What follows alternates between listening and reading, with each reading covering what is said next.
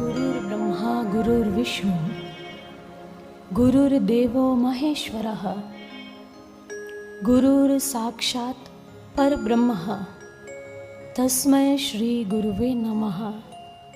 तस्मै श्री गुरुवे नमः। तस्मै श्री गुरुवे नमः। आदरणीय भगवत प्रेमियों,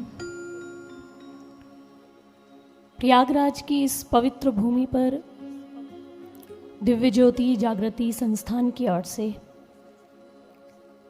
श्री कृष्ण कथा की इस 5वीं सभा में आप सभी का हार्दिक अभिवादन करते हैं, हार्दिक स्वागत करते हैं।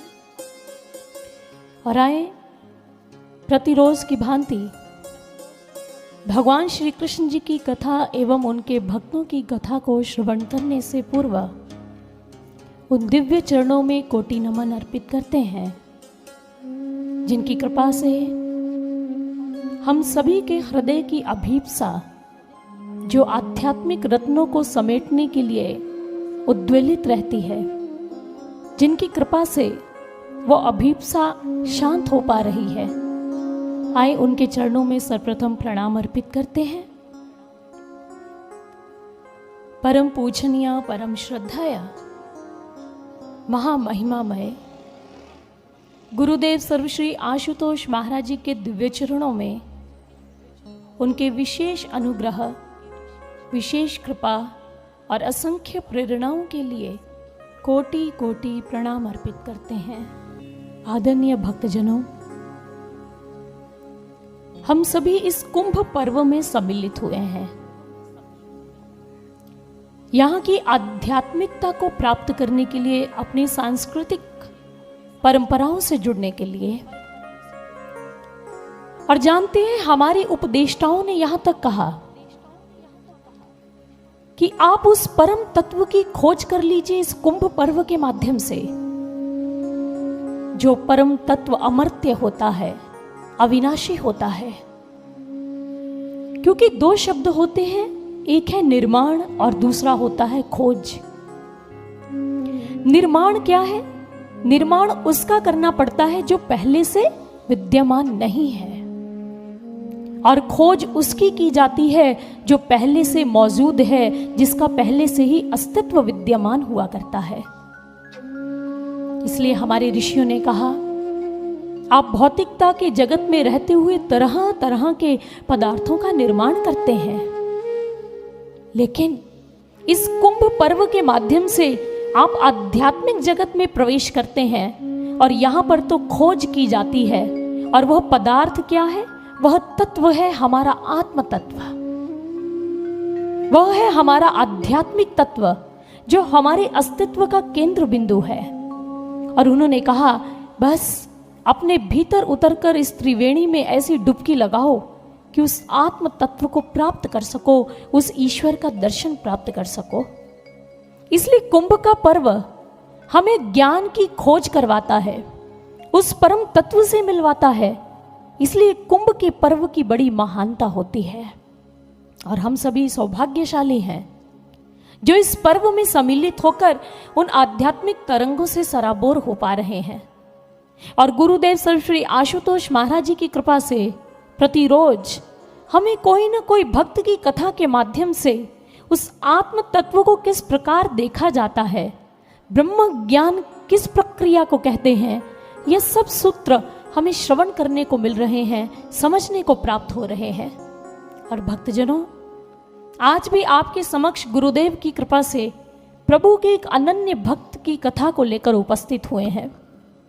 वह भक्त जिसके जीवन में परम तत्व की खोज ही सर्वोपरि रही, वह भक्त जिसके जीवन में कुंभ पर्व उसके घट में ही परिलक्षित होता रहा, वह भक्त जो जीवंत तीर्थ रहा, और तीर्थराज प्रयागराज की भांति उसका अंतःकरण भी निर्मल और स्वच्छ और पवित्र रहा। वह है भगवान श्री कृष्ण जी के अनन्य भक्त, उनके परम सखा सुदामा जी। सुदामा जो कि भगवान श्री कृष्ण जी के अनन्य भक्त हैं और उनके सखा भी हैं। इनका विभिन्न पुराणों में वर्णन आता है, और पुराण के ऋषि और उपदेष्टा यही बता रहे हैं कि सुदामा जी जो कि ब्राह्मण कुल से हैं और अत्यंत गरीबी और दरिद्रता के अंदर उनके जीवन का निर्वाह हो रहा है। उनकी संतानें भी हैं और उनकी धर्म पत्नी जिनका नाम सुशीला है। सुदामा जिन्होंने अपने जीवन में संतोष व्रत को धारण कर रखा है कि बस मैं किसी से भीख नहीं मांगूंगा, भिक्षाटन नहीं करूंगा, जो मुझे कृष्ण कन्हैया की कृपा से प्राप्त होगा बस मैं उसी को स्वीकार करता रहूंगा, किसी के दर दर पर जाकर मांगूंगा नहीं, त्याग और समर्पण से ही जीवन को व्यतीत कर लूंगा, जीवन का निर्वाह कर लूंगा। उनके नगर के लोग उनके गृह में जो सामग्री दे जाते हैं और बदले में सुदामा जी से भगवान की कथा को श्रवण कर लेते हैं या वेदों की ऋचाओं को, मंत्रों को श्रवण करके चले जाते हैं, प्रसन्न होकर सुदामा जी के घर में कुछ सामग्री भेज देते हैं। उसी से सुदामा के घर का गुजारा चल रहा है, उनका निर्वाह हो रहा है। एक दिन उनकी धर्मपत्नी सुशीला सुदामा के समीप आकर बैठ गई। कहने लगी, आर्य, घर की दशा बहुत ही, जो आर्थिक दशा है, शोचनीय होती जा रही है। किस प्रकार से हमारे घर का पालन पोषण होगा? मेरी संतानें भूखी मर रही हैं, क्योंकि कभी कोई आता है, कुछ भोजन देता है तो हम ले लेते हैं। ना मेरे पास अर्थ है, ना धन है, ना कोई संपत्ति है जिसके माध्यम से मैं अपने रोते बिलखते बच्चों की गुजर ध्यान में लीन रहा करो। सुशीला को भूल नहीं पाया हूं। सुशीला ने कहा, आर्य, कृपया आप इसकी विवेचना कीजिए, विस्तार सहित बताइए कि श्री कृष्ण द्वारिका नाथ से आपका मिलन कैसे हुआ। सुदामा भी अपने बचपन की स्मृतियों में खो गए। कहने लगे, सुशीला पूछो मत, वो दिन के आनंद कैसे थे। अरे उन दिनों में जब संदीपनी मुनि जी के आश्रम में, उनके गुरुकुल में मैं विद्या अर्जन करने के लिए पहुंचा, तो मेरे संग बहुत सारे मेरे सहपाठी थे जो उस गुरुकुल के अंदर निवास कर रहे हैं।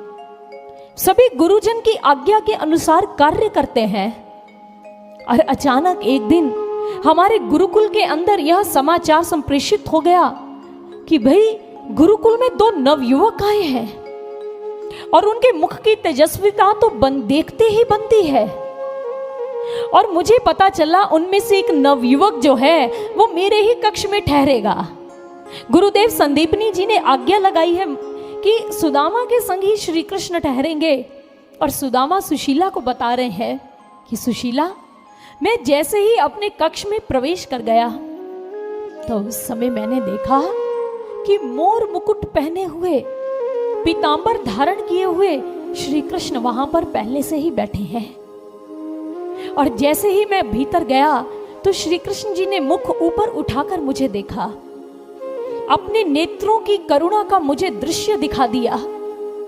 उनके मोटे नेत्रों में मेरे लिए करुणा झलक रही थी। सुशीला, मैं कुछ और समझ ही नहीं पाया और उनके उन भृंगवर्णी नेत्रों में डूब गया। उनकी करुणा को मैं प्राप्त करने लग पड़ा और मैं खोते हुए, डूबते हुए कन्हैया के समीप जाकर बैठ गया। मुझे पता भी नहीं चला कि कन्हैया के आकर्षण ने मुझे खींच लिया है। सुशीला ने कहा, फिर क्या हुआ आर्य, फिर आगे क्या हुआ?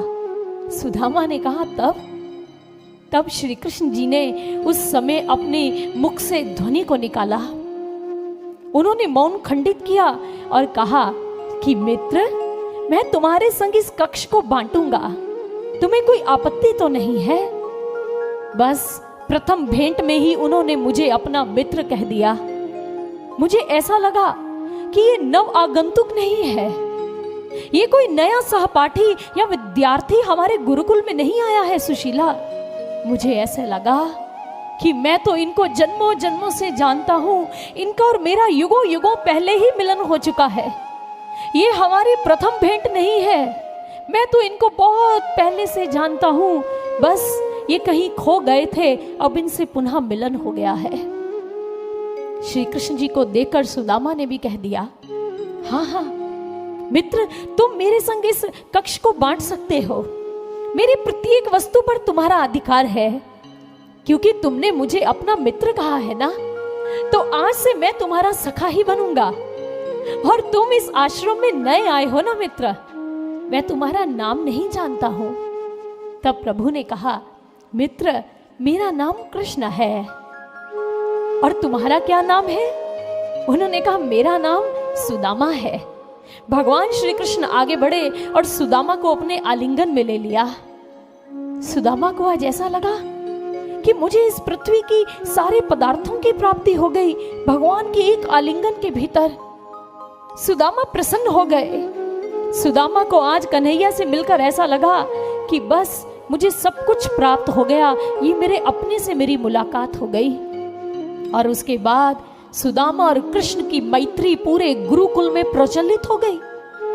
दोनों एकत्रित बैठकर भोजन करते हैं, एकत्रित होकर ही अध्ययन करते हैं।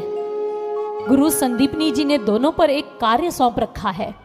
श्री कृष्ण और सुदामा जी का कार्य है कि वह जाकर काष्ठ लेकर आएंगे अग्निहोत्र के लिए, और दोनों ही मित्र सुबह सुबह निकल जाते हैं आश्रम से बाहर और लकड़ियां इकट्ठी करनी प्रारंभ कर देते हैं। उन काष्ठ को एकत्रित करते हैं जिससे आश्रम के अंदर अग्निहोत्र हो सके, यज्ञ संपादित हो सके। दोनों मिलकर गुरुकुल की गायों को चराने के लिए निकल जाते हैं, गोपालन का कार्य भी कर रहे हैं। भगवान श्री कृष्ण जी की रूप माधुरी और उनका माधुर्य सुदामा के मन के मानस पर अंकित होता चला जा रहा है।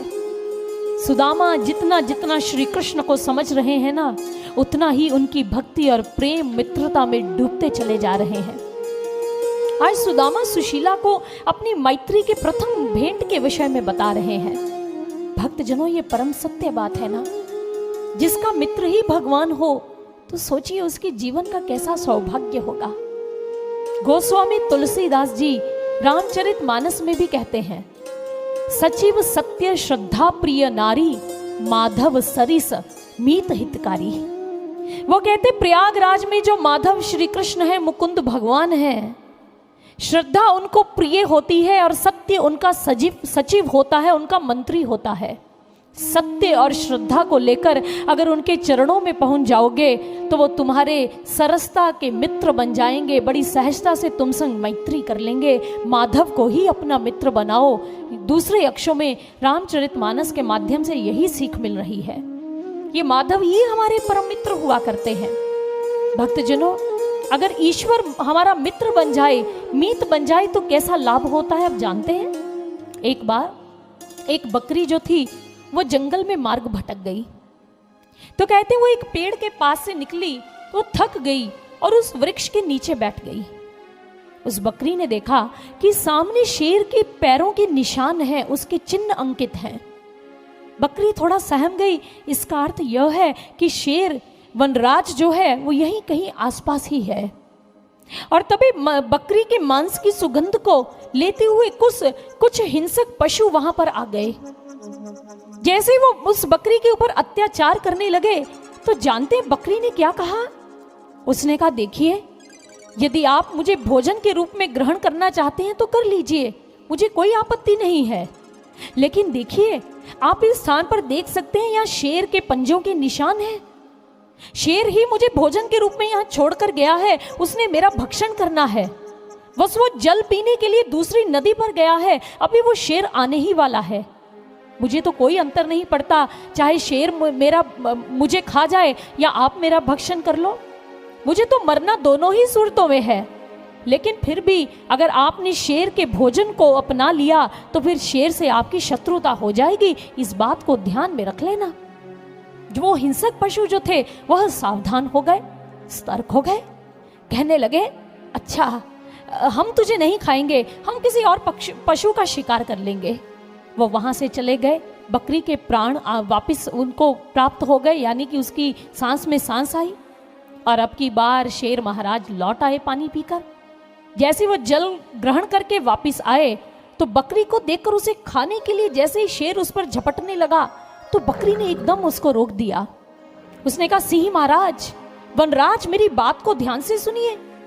अभी कुछ पशु आए थे, मैंने आपके पांव के निशान दिखाकर उनको यहाँ से भेज दिया और कहा कि आप मेरी रक्षा कर रहे हैं, मैं आपकी शरण में हूँ। और देखिए आपके पांव के निशान देखकर ही वो भयभीत हो गए और उनको लगा मैं आपकी शरणागति हो चुकी हूं, आप मेरा संरक्षण कर रहे हैं, तो यदि आप मुझे भोजन के रूप में ग्रहण कर लेंगे तो सारा संसार आपकी निंदा करेगा। शरण में आए हुए जीव की आपने रक्षा नहीं की महाराज। शेर प्रसन्न हो गया, उसकी चतुराई पर, वाक पटुता पर वो मुग्ध हुआ और उसने कहा ठीक है, हम तुम्हारा भक्षण नहीं करेंगे, आओ मेरी पीठ पर सवार हो जाओ। बकरी उसकी पीठ पर सवार हो गई और शेर ने पूरे जंगल का भ्रमण किया बकरी को अपनी पीठ पर बिठाकर, और जंगल के पशुओं को पता लग गया बकरी की इस शेर से मित्रता है, भाई सावधान रहना होगा, इसको हम हानि नहीं पहुंचा सकते हैं। बकरी के जीवन को कितना लाभ मिल गया। ठीक इसी प्रकार से यह दृष्टांत हमें समझाता है कि यह संसार भी एक वन की तरह है, अरण्य है, जंगल की तरह होता है, और इस संसार के अंदर हम उस वनराज यानी कि जो संसार के राजा हैं वो ईश्वर, यदि हम उनसे मैत्री कर लेते हैं तो सोचिए उनकी मैत्री का हमें कितना लाभ प्राप्त हो सकता है। उनकी मैत्री के कारण हमें उस वैकुंठ की यात्रा करने का सुअवसर मिल सकता है। यदि हम उन माधव को अपना मीत बना लें, सहाय बना लें, तो हम प्रत्येक प्रकार की बुराई और विकारों से भी बच सकते हैं। संसार में रहकर भी उनकी भक्ति करते हैं और मरने के बाद भी हमें मोक्ष की प्राप्ति होती है, यदि हम भगवान के संग अपना संबंध गठित कर लेते हैं, अपने संबंध को जोड़ लेते हैं। इसलिए भक्तजनों, मुंडकोपनिषद के अंदर हमारे उपदेष्टाओं ने कहा, द्वा सुपर्णा सयुजा सखाया स्मानम वृक्षं परिस्वजाते त्योर्यन्यः पिप्लं स्वादत्यन् नन्यो अभिजाक्षिति। अर्थात उन्होंने एक दृष्टांत प्रस्तुत किया।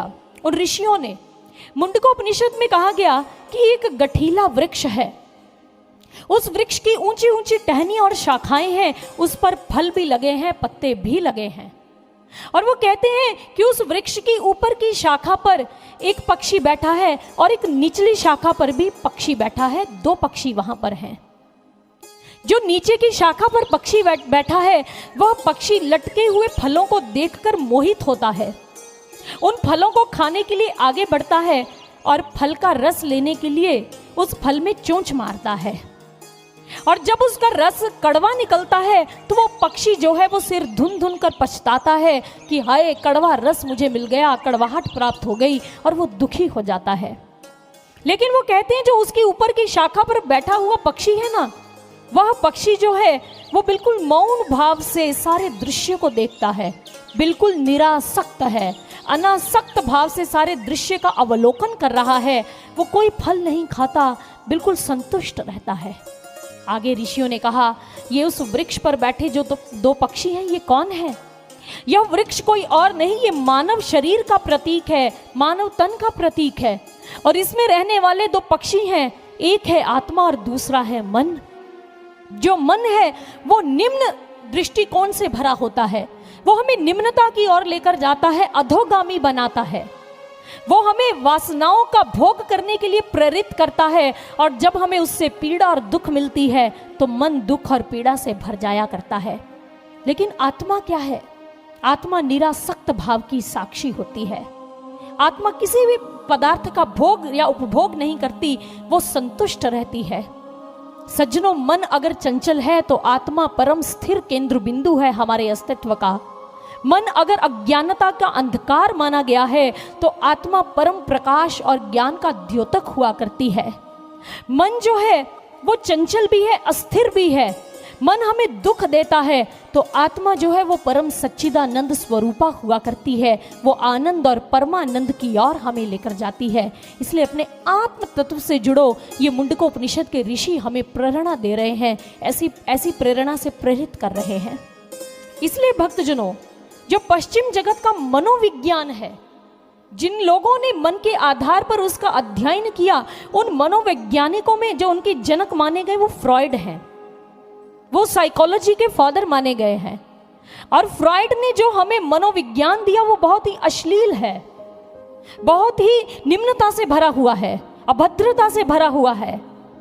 और फ्रॉइड के शिष्य हुए हैं आगे ओस्लो जी, उन्होंने ये बात कही, if Freud supplied us the sick half of psychology we must fill it out with the healthy half. अगर फ्रॉइड ने हमें अधूरा मनोविज्ञान दिया है तो हमें उसे स्वस्थ करना होगा, उसे पूर्ण करना होगा, क्योंकि मन चंचल है लेकिन इसके ऊपर एक और सत्ता है।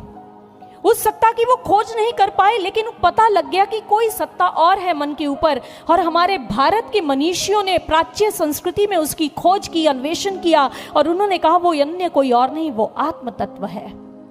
अपनी आत्मा से जुड़ जाएं जो हमारे भीतर प्रकाश रूप में स्थित है, और जब आप इस प्रबोध के मार्ग पर बढ़ते हैं तो आपकी ईश्वर से मित्रता होती है। आप ईश्वर को अपना मित्र बना लेते हैं, सखा बना लेते हैं। क्योंकि दो तरह की आवाजें आती हैं, एक मन की आवाज, एक आत्मा की आवाज होती है। हम अपने जीवन में कई बार निर्णय नहीं कर पाते हम किसकी आवाज को सुने। हम आज तक मन की आवाज सुनने के अभ्यस्त हैं, इसलिए मन के पीछे लगते हैं, और हमसे गलत निर्णय भी बहुत बार हो जाया करते हैं। कई बार तो हम किसी का भला करना चाहते हैं मन के पीछे लगकर, लेकिन बुरा हो जाता है। कई बार हम सोने को हाथ लगाते हैं लेकिन वो मिट्टी बन जाता है।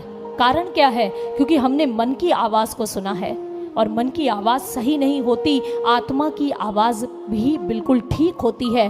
और जब आत्मा प्रकट होगी, आत्मा का ब्रह्म ज्ञान की दीक्षा से हम दर्शन प्राप्त कर लेंगे, फिर हम आत्मा की आवाज को सुनने के अभ्यस्त हो जाएंगे सज्जनों, और फिर हमारे जीवन में गति आएगी, ऊर्जा आएगी। कैसे आएगी? आपने नाम सुना होगा जर्मन के जो गणित विशेषज्ञ हुए हैं, ज्योतिषाचार्य हुए हैं, उन्हें खगोल विज्ञानी भी कहा गया है, जिनका नाम है जोहानस केपलर। जोहानस केपलर जिन्होंने खोज की ग्रहों की, नक्षत्रों की, उनकी गति और वेग के बारे में सभी लोगों को बताया।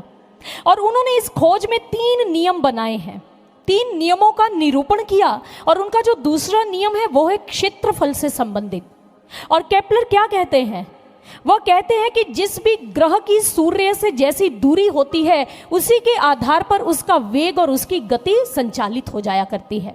उदाहरण के लिए आप देखिए, बुध ग्रह जो है वो सौर मंडल का सबसे बड़ा 8वां ग्रह माना जाता है, और सूर्य के बिल्कुल निकटतम होता है। निकटतम होने के कारण उसकी गति, उसकी स्पीड बहुत तेज होती है, और उसका परिभ्रमण करने की जो काल गणना है वो 88 डेज के अंदर सूर्य की परिक्रमा को कंप्लीट कर लेता है, पूर्ण कर लेता है।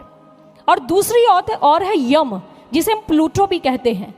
ये प्लूटो जो है ये सौर मंडल का दूसरा सबसे बौना ग्रह माना जाता है।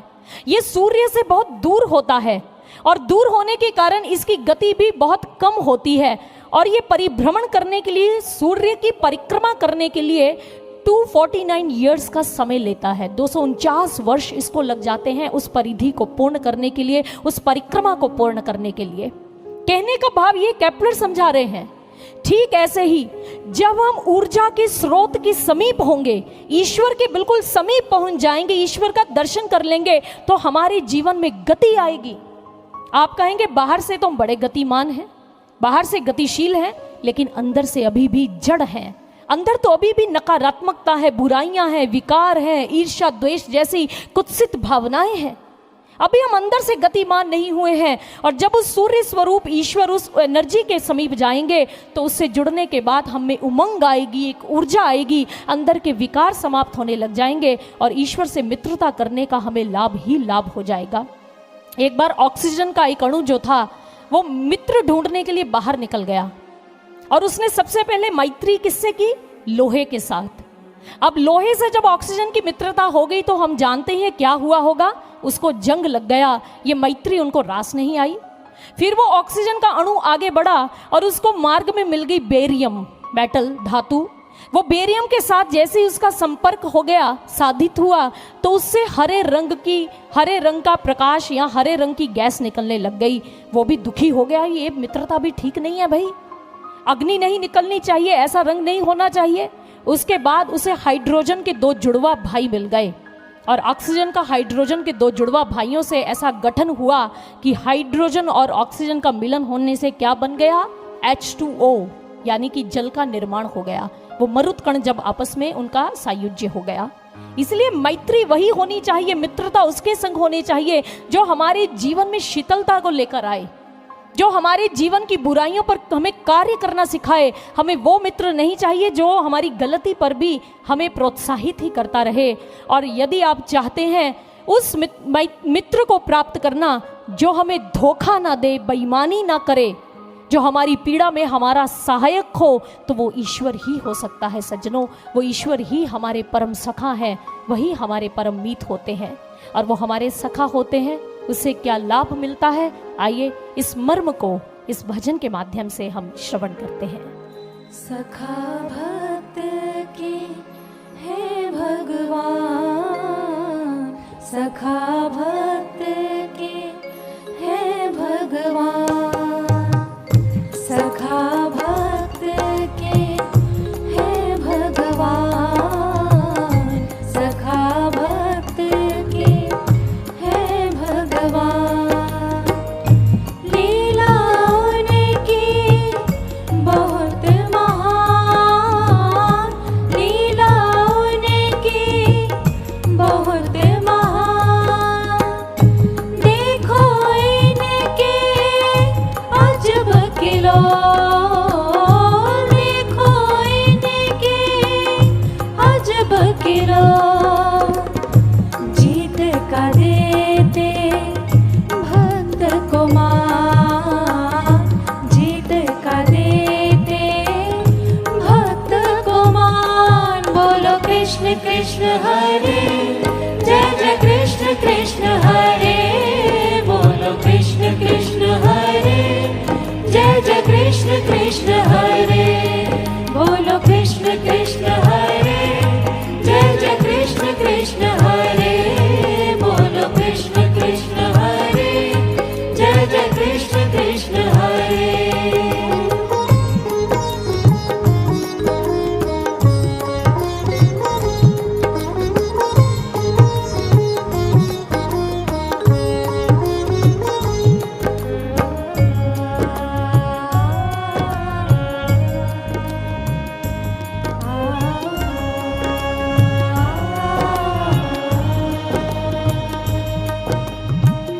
बनता साथी पल पल का, मीत हितैषी जीवन का।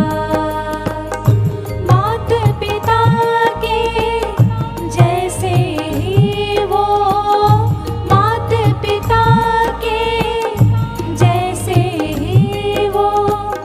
दुख हरता है हर मन का, दुख हरता है हर मन का। उनके प्रेम की छाया पाकर भक्त का हो जाए कल्याण। बोलो कृष्ण कृष्ण हरे, जय जय कृष्ण कृष्ण हरे।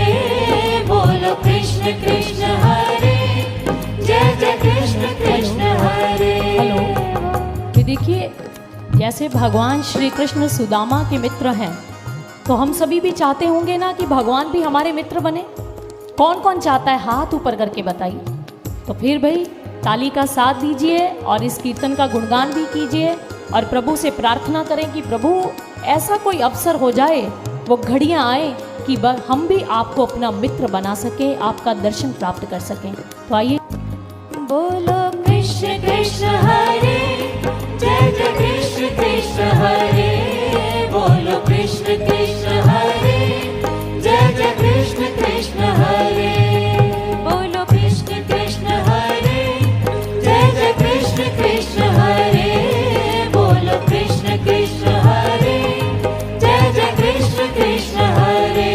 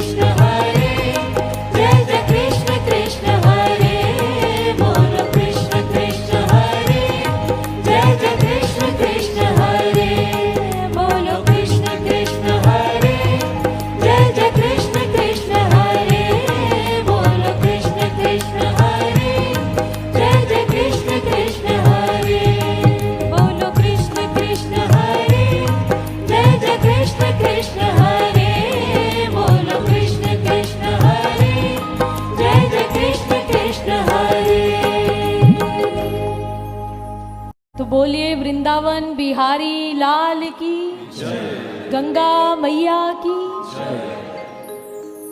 तो इस प्रकार से भक्तजनों, आज सुदामा जी ने हमें प्रथम सीख दी कि प्रभु को अपना सखा बना लीजिए, अपना मनमीत बना लीजिए। और सुशीला को कथा सुनाते जा रहे हैं। आज सुशीला को जैसे ही ये पता चला कि भगवान श्री कृष्ण जो कि द्वारिका नाथ हैं, वो उनके पति के परम मित्र रहे हैं, तो सुशीला जो कि ढूंढ रही थी तिनका, और उसे मिल गया पहाड़, एक पर्वत। जो डूबता व्यक्ति है उसे तिनके का सहारा होता है ना। वो तो तिनका ढूंढ रही थी कि अपने परिवार का पालन पोषण कैसे हो सके, और उसे हाथ में लग गया एक विशाल पर्वत। सुशीला को ऐसे लगा कि वो एक रत्न की खादान है, इतिहास में दबी हुई है, और भूकंप ऐसा आया और उस भूकंप ने उस खादान को बाहर निकाल कर रख दिया। उसने जैसे ही सुना श्री कृष्ण मित्र हैं और श्री कृष्ण इतना मान सम्मान मेरे पति को देते रहे हैं, सुशीला गदगद हो गई। लेकिन सुशीला बिल्कुल स्पष्ट सुदामा को नहीं कह सकती है कि कृष्ण से धन दौलत मांग लो, संपत्ति मांग लो। सुशीला ने दूसरा मार्ग अपना लिया। उसने कहा, आर्य, द्वारिका नाथ आपके परम मित्र है ना? सुदामा ने कहा, हाँ हाँ सुशीला, वो मेरे मित्र नहीं, मेरे भगवान हैं, मेरे प्राण हैं। सुशीला ने कहा, ठीक है आर्य, मुझे सुनकर बहुत प्रसन्नता हुई है, लेकिन आर्य एक बात बताइए, मैं अपने बच्चों का पालन पोषण किस प्रकार से करूंगी? इन दुख की घड़ियों में मेरा मन उद्विग्न हो जाता है। वो मेरे बाल मेरे पास आकर कहते हैं, माँ आज हमें भोजन खाने को नहीं मिलेगा क्या? तो मैं खाली पात्र उनको दिखा देती हूँ और जल का घूंट पिलाकर उनको शांत कर देती हूँ। आर्य, मैं इस पीड़ा और दुख को और सहन नहीं कर सकती। मेरे लिए यह असहनीय है। एक माँ हूं ना मैं, और माँ तो अपने बच्चों की संतान के दुख को देखकर द्रवित हो जाया करती है। मैं अपने बालकों को कब तक जल का पान करवाकर उन्हें सांत्वना देती रहूंगी? हाँ, कल हमें भोजन अवश्य मिलेगा, प्रभु की कृपा होगी, अवश्य कोई ऐसा पदार्थ लेकर आएगा, मैं तुम्हारे लिए अच्छा भोजन बना दूंगी। वो भूखे पेट ही सो जाते हैं, ना उनके तन पर पहनने को अच्छे वस्त्र है, ना खाने के लिए भोजन है। तो बताइए, एक माँ इस दुख की घड़ियों में किस प्रकार से अपने जीवन का निर्वाह कर रही है? सुदामा थोड़े मौन हो गए। फिर उनके मुख से एक सुंदर सी वाणी निकली। कहने लगे, सुशीला धैर्य धारण करो, ये श्री कृष्ण की लीला हो रही है। अरे हम कृष्ण के भक्त हैं, उनके पुजारी हैं, इसलिए हम उनसे धन दौलत नहीं मांग सकते हैं। सुशीला, सुशीला, अगर हमारे जीवन में दुख आया है तो ईश्वर की कृपा ही है। सुशीला ने कहा, ये ईश्वर की कृपा है आर्य? हाँ, यह कृपा है श्री कृष्ण मुरारी की, क्योंकि भक्त के जीवन में जब दुख आता है ना सुशीला, तो वो उस दुख को तप बना लिया करता है। जब भक्त के जीवन में सुख आता है, वो सुख को योग बना लिया करता है। सामान्य जन तो क्या करते हैं? सामान्य जन जो है, जब दुख या पीड़ा आती है तो ईश्वर को उलाहना देते हैं और ईश्वर का दंड समझते हैं उस दुख और पीड़ा को। लेकिन जब सुख आता है तो सुख में भोग भोगने लग जाते हैं, उस ईश्वर नारायण को ही भूल जाते हैं। सुशीला, इसीलिए भक्तों ने उस ईश्वर से दुख ही मांगे हैं। जानती हो, श्री कृष्ण की बुआ है कुंती जी। जब कृष्ण हस्तिनापुर को छोड़कर जाने लगे तो कुंती ने उनके चरणों में अपने आंचल को बिछा दिया और उनसे दुख और पीड़ाओं की मांग की। जानती हो क्यों? क्योंकि इस पीड़ा के क्षणों में श्री कृष्ण की कृपा का आभास होता है। इस दुख की घड़ियों में ही श्री कृष्ण का सानिध्य मिला करता है।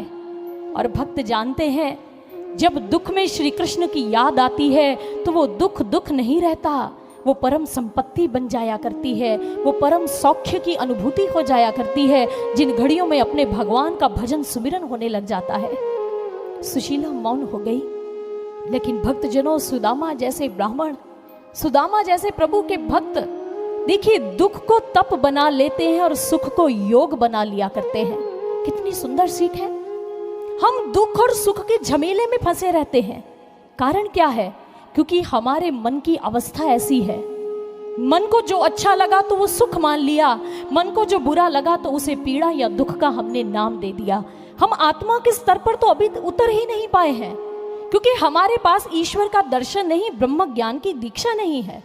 उसके अभाव में हम ये कर बैठते हैं। लेकिन भक्तजनों, इंसान भी क्या करे?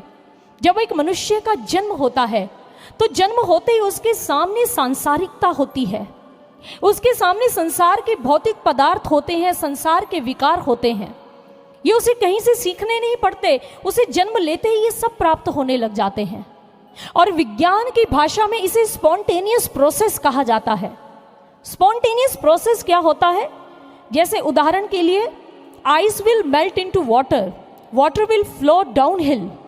जैसे मान लीजिए बर्फ अपने आप पिघल जाती है, पानी अपने आप ऊपर से नीचे की ओर प्रवाहित होने लग जाता है।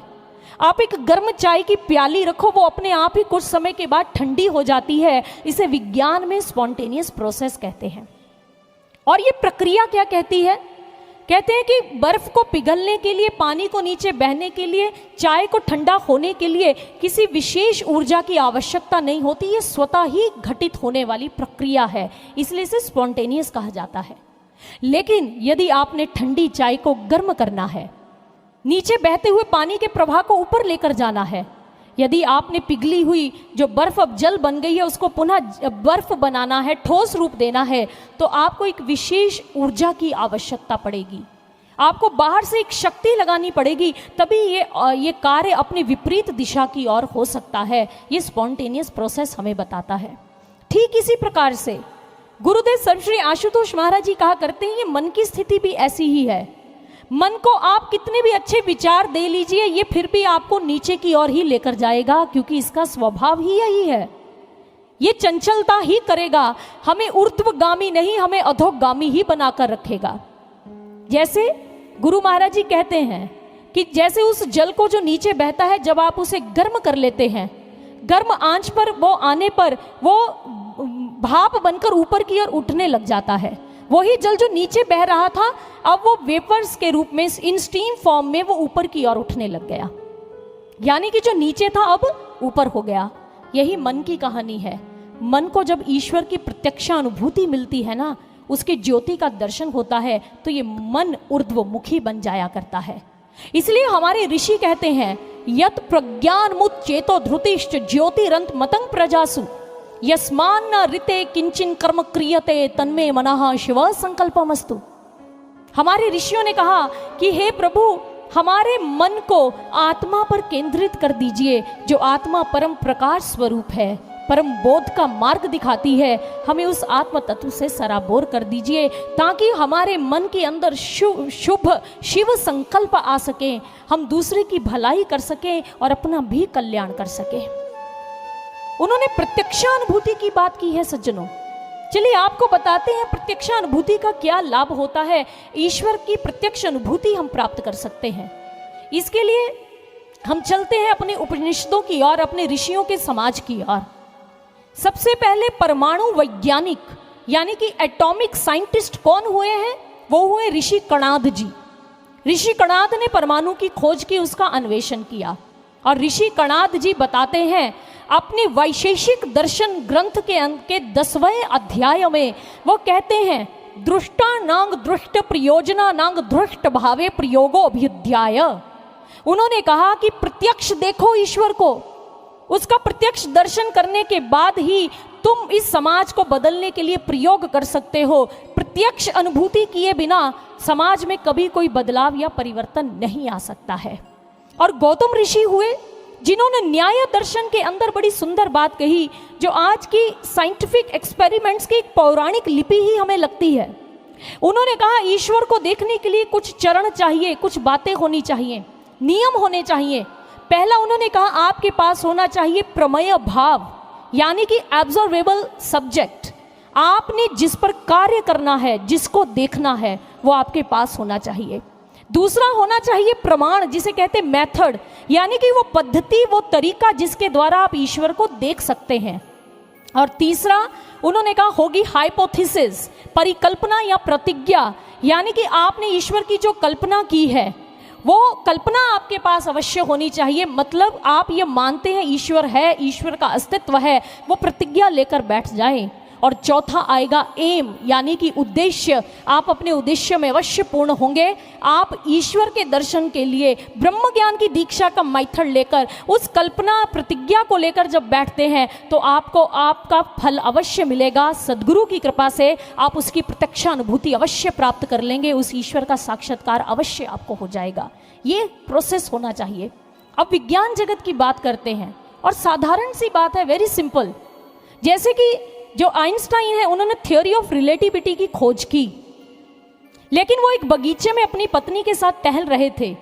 उनके दिमाग में कुछ पॉइंट क्लिक हो गया, दिमाग की बत्तियां जल उठी, भागकर घर गए और अपने स्टडी टेबल के दराज से कुछ पृष्ठ निकाले और कलम से कुछ लिखना शुरू कर दिया।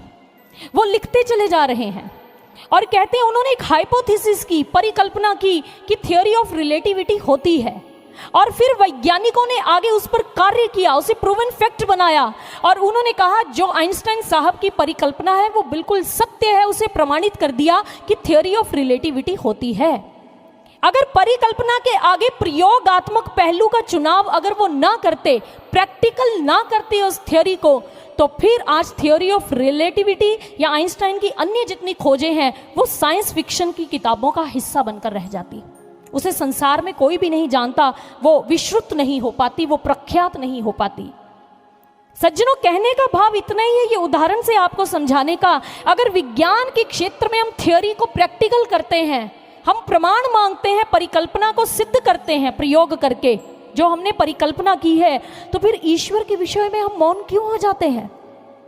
ईश्वर के विषय में उसे मानने तक सीमित क्यों रह जाते हैं? हम क्यों यह कहते हैं कि ईश्वर मानने का विषय है, भाई उसका दर्शन नहीं हो सकता? ये गलत धारणा है, भ्रामक प्रचार है समाज के अंदर जो फैलाया जा चुका है। वो ईश्वर का प्रैक्टिकल होता है, उसका भी प्रमाण मांगा जा सकता है, क्योंकि ईश्वर ही एक ऐसी सत्ता है जो प्रमाण विषयक है, जिसका प्रमाण होता है और सद्गुरु की कृपा से हम देख सकते हैं। और इसीलिए कबीर जी ने कहा, पार ब्रह्म के तेज को कहो कैसो हो अनुमान, कहिबे को शोभा नहीं देखा ही प्रमाण। उस ईश्वर के विषय में कितनी भी आप बातें कर लीजिए, जब तक आपने उसको देखा नहीं, प्रत्यक्षम किम प्रमाणम, एक्सपीरियंस हैज नो सब्स्टिट्यूट। प्रत्यक्ष को प्रमाण की आवश्यकता नहीं होती। और इसी प्रकार से स्वामी विवेकानंद जी जो नरेंद्र थे, जब रामकृष्ण परमहंस जी की शरण में गए तो उनसे प्रश्न किया, क्या ईश्वर है? उन्होंने कहा है। क्या दिखाई देता है? बिल्कुल दिखाई देता है। तो क्या आपने देखा है? उन्होंने कहा मैंने देखा है, मैं तुम्हें दिखा सकता हूं, इससे बड़ा और क्या प्रमाण हो सकता है? और विवेकानंद जी वो नरेंद्र जो थे, उन्होंने अपने सद्गुरु की कृपा से ईश्वर को देखा और एक स्थान पर कहा, I found a master who dared to say that he saw God. मुझे एक ऐसे सद्गुरु की प्राप्ति हुई जिन्होंने कहा कि मैंने ईश्वर को देखा है। ये प्रमाण है सज्जनों कि ईश्वर प्रत्यक्ष अनुभूति का विषय है, और जब उसका दर्शन करेंगे तभी मन में परिवर्तन आएगा, उससे पहले परिवर्तन या ट्रांसफॉर्मेशन नहीं हो सकती है। इसलिए इस ट्रांसफॉर्मेशन के लिए हमें ईश्वर के साक्षात्कार से जुड़ना होगा। और जब जीवन में दुख की घड़ी भी आएगी ना, कोई संघर्ष आएगा, तो हम प्रसन्नता से उसमें से गुजर बसर कर सकते हैं, हम उसमें से निकल सकते हैं। फिर हमारी स्थिति कैसे होगी? जैसे पश्चिम जगत के एक लेखक है डेनियल ने उपन्यास लिखे और उनमें एक प्रमुख पात्र है उनका रॉबिन्सन, एक पात्र है। कहते हैं कि रॉबिन्सन एक रेतीले द्वीप के ऊपर जाकर फंस गए, उनको बाहर निकलने का कोई रास्ता नहीं मिल रहा है। उस समय रॉबिन्सन जो रास्ता ढूंढ रहे हैं, उन्होंने एक कार्य किया, उन्होंने 2 सूचियां बनाई, एक अच्छे बातों की, एक बुरी बातों की। अब रॉबिन्सन उसमें से निकल रहे हैं और उन्होंने बुरे वाली सूची के अंदर ये बात लिखी कि देखो, इस रेतीले द्वीप में मैं मार्ग को ढूंढ रहा हूं, ये बड़ी बुरी बात है, लेकिन मैं अभी भी जीवित बचा हुआ हूं, ये अच्छी बात है।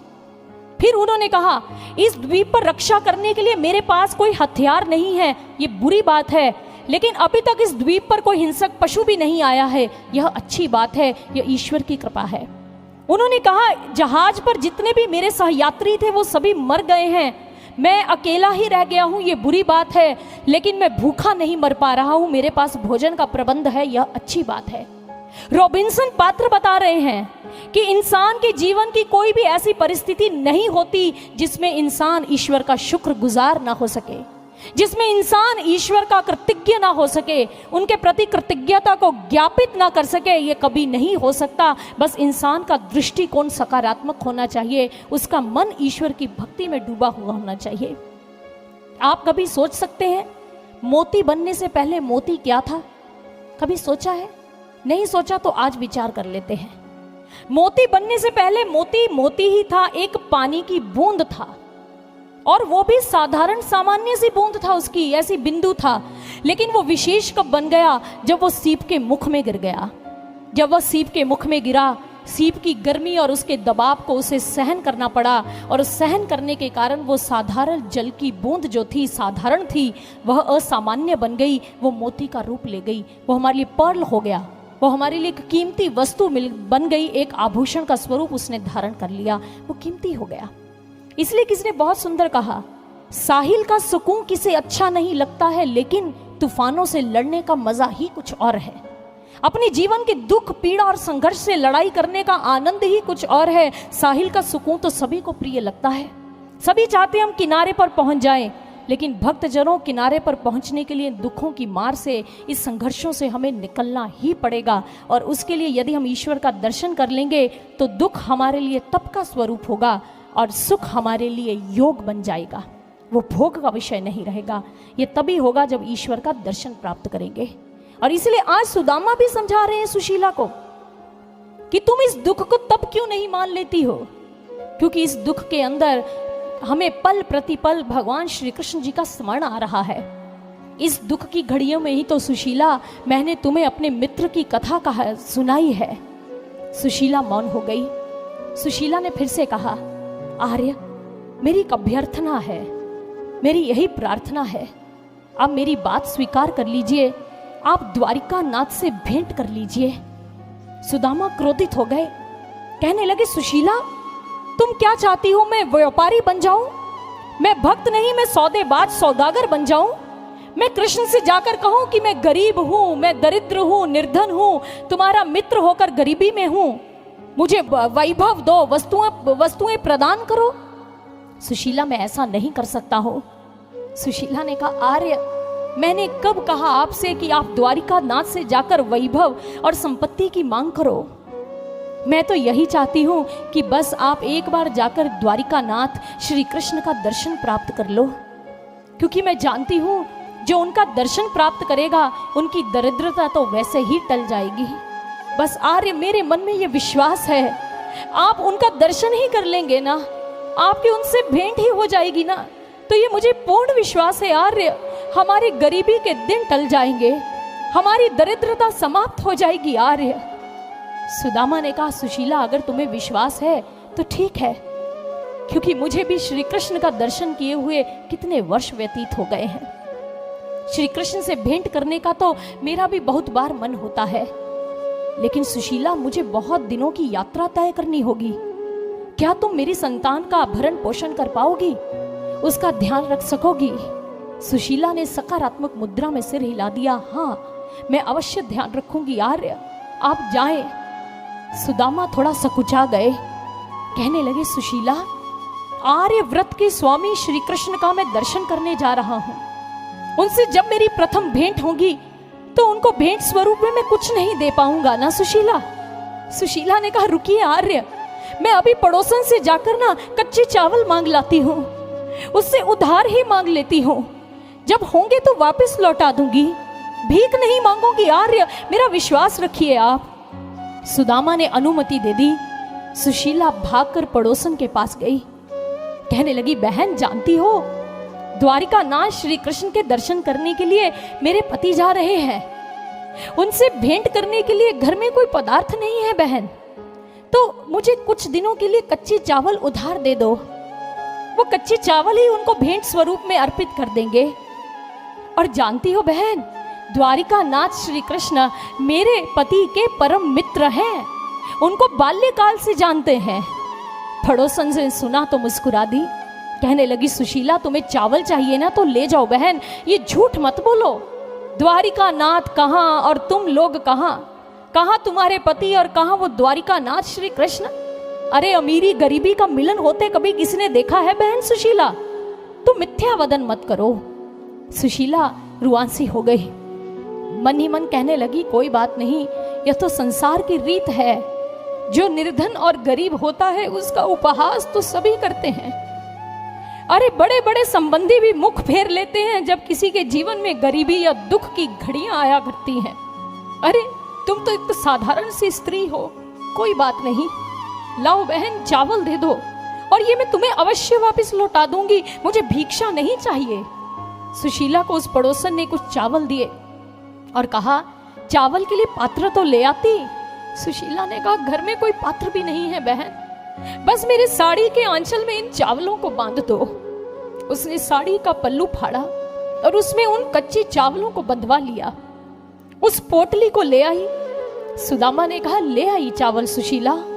सुशीला ने कहा हाँ आर्य, अभी मैं आपको रवाना करती हूँ यात्रा के लिए, लेकिन कुछ पलों के लिए ठहर जाइए। और जानते सुशीला ने क्या किया? उनके घर में उनकी कुटिया में एक ही तो कक्ष है, वही उनकी रसोई है, वही उनका विश्राम गृह है। और सुशीला ने उस कक्ष में एक आला बना है, उस आले में एक दीप टिमटिमा रहा था। उस दीप की बाती भी बस अब मरने की कगार पर है, बुझने की कगार पर है, क्योंकि उस दिए में डालने के लिए तेल ही नहीं है उनके पास। सुशीला उस दिए के समीप चली गई और समीप जाकर उस चावल की पोटली को हाथों में पकड़ लिया, आंखें बंद करके कहने लगी द्वारिका नाथ श्री कृष्ण, मैं आपको इस ज्योति में देख रही हूं और इस ज्योति को साक्ष्य मानकर मैं अपने पति को आपके समीप भेज रही हूं। प्रभु आज तक आप बड़े बड़े अमीर और धनी लोगों के उन भक्तों के घर में गए होंगे प्रभु, लेकिन हम गरीबों की कुटिया में भी आकर देखो, बड़े बड़े धनी लोग तुम्हारा पूजन आराधन करते होंगे, तरह तरह के व्यंजन तुम्हें अर्पित करते होंगे, पुष्प मालाएं चढ़ाते होंगे, तरह तरह के नैवेद्य से तुम्हें भोग लगाते होंगे, लेकिन हे द्वारिका नाथ कभी गरीबों का पूजन भी आकर देखो, गरीब तुम्हारी पूजा कैसे करते हैं। आपको बिठाने के लिए हमारे पास आसन नहीं है प्रभु, हमारे हृदय का आसन ही है आपके लिए, हमारे पास आपको अर्पित करने के लिए नैवेद्य भोग नहीं है प्रभु, ये कच्चे चावल है। यदि हम गरीबों के घर का ये पूजन आप स्वीकार कर लोगे तो आपका बड़प्पन कम नहीं होगा नाथ। लोग सारे जन्मों जन्मों के लिए, युगों युगों के लिए आपकी कीर्ति का व्याख्यान करते रहेंगे। और सुशीला जो है वो रुदन करने लग पड़ी और सुशीला आज यही कह रही है, हे श्री कृष्ण गरीबों की दुनिया में आकर के देखो होती है कैसे पूजा तुम्हारी, बिना फूल माला, कोई फूल माला नहीं, कोई भोग नहीं, तुम्हारी पूजा कैसे होती है। आओ देखो जरा यहाँ आकर, तुम्हारे भक्त दुख की घड़ियों में भी तुम्हारा पूजन करना नहीं भूलते हैं, तुम आकर देखोगे तो तुम्हें पता चलेगा प्रभु। और सुशीला के भाव कैसे हैं। और एक भक्त ने जब अपने अंतःकरण में इस दृश्य को देखा कि एक दरिद्र और गरीब व्यक्ति जो भगवान का भक्त हो सकता है, वो अपने मन के भावों को किस प्रकार से भगवान के चरणों में अर्पित करता है, तो उसने इन भावनाओं को भजन का स्वरूप दिया। और वो क्या कहता है प्रभु को, आइए इस भजन के माध्यम से श्रवण करते हैं।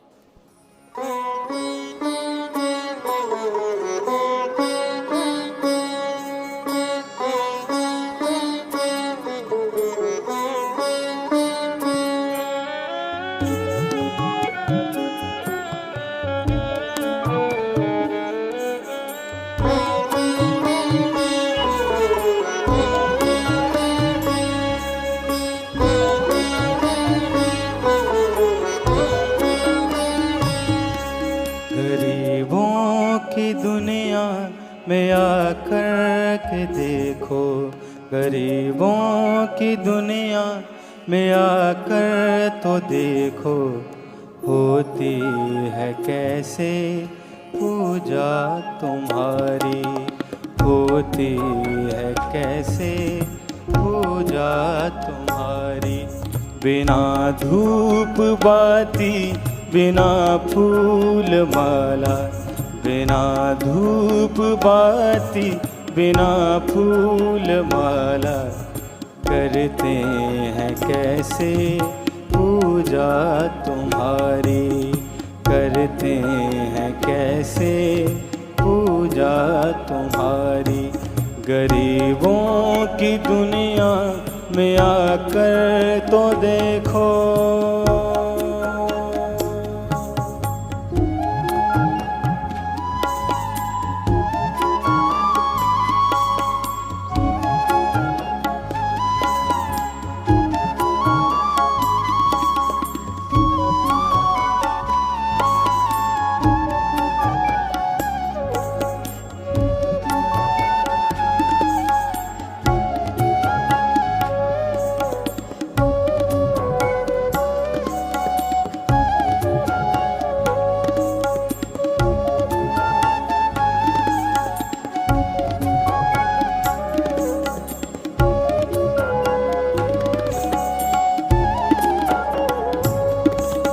बिठाएंगे ना तुमको ऊंचे सिंहासन,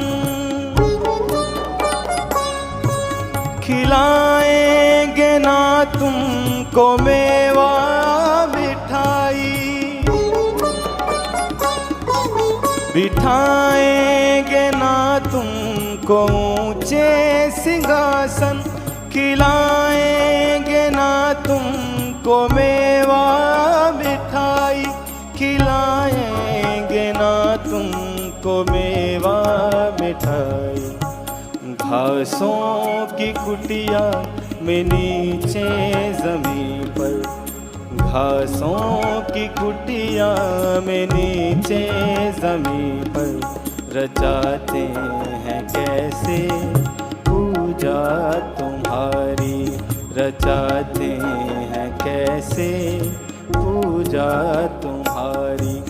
गरीबों की दुनिया में आकर तो देखो।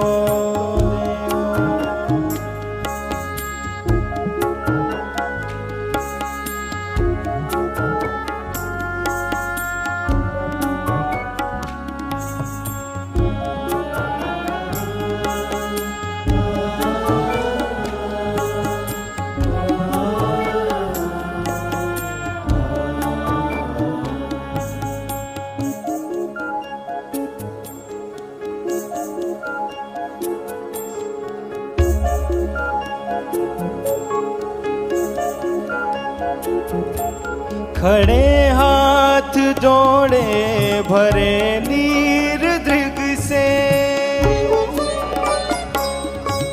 नहीं बोल निकलेंगे कुछ उनके मुख से। खड़े हाथ जोड़े भरे नीर दृग से, नहीं बोल निकलेंगे कुछ उनके मुख से। नहीं बोल निकलेंगे कुछ उनके मुख से। लज्जित हृदय के सिवा और क्या है, लज्जित हृदय के सिवा और क्या है। चढ़ाएं जिसे ला पूजा तुम्हारी, चढ़ाएं जिसे ला पूजा तुम्हारी। गरीबों की दुनिया में आकर तो देखो।